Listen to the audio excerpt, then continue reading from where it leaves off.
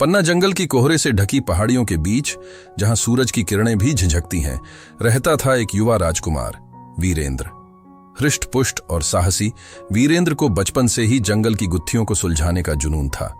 आज उसकी आंखों में एक नया रोमांच छलक रहा था। वो निकल रहा था जादुई हिरण की तलाश में। पन्ना जंगल में सदियों से एक किंवदंती चली आ रही थी। माना जाता था कि यहाँ एक जादुई हिरण रहता है, जिसकी आंखें हीरे की तरह चमकती हैं और जिसके सींग में अमृतत्व का रहस्य छिपा है। अनेकों राजाओं और साहसी लोगों ने इस हिरण को पकड़ने की कोशिश की, लेकिन हर कोई खाली हाथ लौटा। अब वीरेंद्र की बारी थी। जंगल के घने पेड़ों से छनती किरणें वीरेंद्र का रास्ता रोशन कर रही थीं। हवा में नमी थी और पक्षियों का कलरव जंगल के सन्नाटे को तोड़ रहा था। हर कदम के साथ रहस्य गहरा होता जा रहा था। वीरेंद्र को हर पत्ते के हिलने में, हर आवाज में जादुई हिरण की झलक दिखाई दे रही थी। दिन भर जंगल की खाक छानने के बाद वीरेंद्र एक अंधेरी गुफा के मुहाने पर पहुंचा। किंवदंती के मुताबिक जादुई हिरण इसी गुफा में रहता था, पर गुफा का अंधकार भयानक था और वहां से निकलने वाली ठंडी हवा रोंगटे खड़ी कर रही थी। वीरेंद्र ने गहरी सांस ली और गुफा में प्रवेश किया। अंधकार में उसकी आंखें धीरे धीरे ढलने लगीं। थोड़ी ही दूर उसे एक हल्की रोशनी दिखाई दी। रोशनी के पास जाने पर उसने देखा कि एक हिरण घास चर रहा है। उसकी आंखें हीरे की तरह चमक रही थीं और उसके सींग चांदी की तरह चमकदार थे। वीरेंद्र का दिल जोर से धड़कने लगा। यह तो वही जादुई हिरण था। वो धीरे धीरे हिरण के करीब गया, लेकिन जैसे ही उसने हाथ बढ़ाया, हिरण हवा में घुल गया। वीरेंद्र हतप्रभ रह गया। क्या वो कोई भ्रम था? गुफा से बाहर निकलते हुए वीरेंद्र एक झोंपड़ी के पास पहुंचा। झोंपड़ी के बाहर एक बूढ़ी स्त्री बैठी थी, जिसकी आंखों में जियान की चमक थी। वीरेंद्र ने बूढ़ी स्त्री को जादुई हिरण के बारे में बताया। बूढ़ी स्त्री ने मुस्कुराते हुए कहा, जादुई हिरण किसी को अपने जाल में फंसाने के लिए नहीं है। वो तो सिर्फ शुद्ध हृदय वालों को ही दिखाई देता है।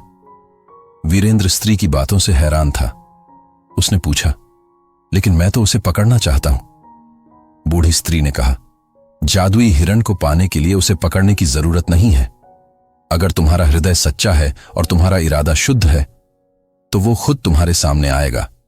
स्त्री से मिलने के बाद वीरेंद्र का एक ही लक्ष्य था, जादुई हिरण का विश्वास जीतना।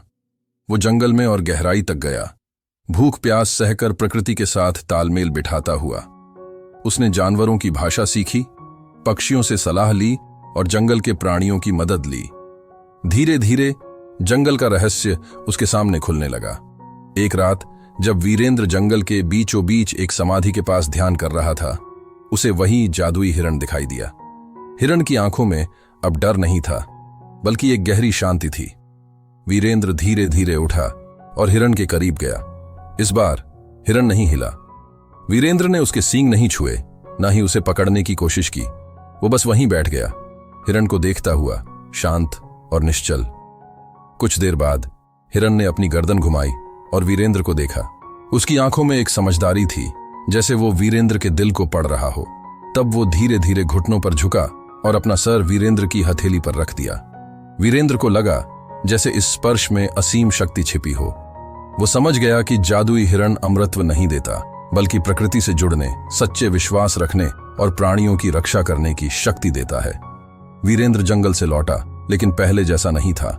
वो अब जंगल का हिस्सा हो चुका था, जानवरों का मित्र, पेड़ों का रक्षक और जंगल की आवाज। उसने पन्ना जंगल को शिकारियों और लकड़बहारियों से बचाने की कसम खाई। वीरेंद्र का नाम पूरे राज्य में छा गया। वो बन गया जंगल का रक्षक।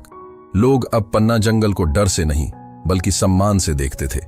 हिरण की किंवदंती भी बदल गई। अब वो अमृतत्व का वादा नहीं करती थी, बल्कि प्रकृति के साथ सद्भाव का और शांति का संदेश देती थी। वीरेंद्र इस कहानी का सिर्फ एक पात्र नहीं था, बल्कि एक प्रतीक था। उसके जीवन की सबसे बड़ी उपलब्धि जादुई हिरण को पकड़ना नहीं था, बल्कि उसका विश्वास जीतना था। और इसी विश्वास के बदले में उसे वो शक्ति मिली जो किसी भी जादू से कहीं ज्यादा ताकतवर थी, जंगल की रक्षा करने की शक्ति। ऐसी ही मजेदार कहानियों के लिए वीडियो को लाइक करें, कमेंट करें और चैनल को सब्सक्राइब करें।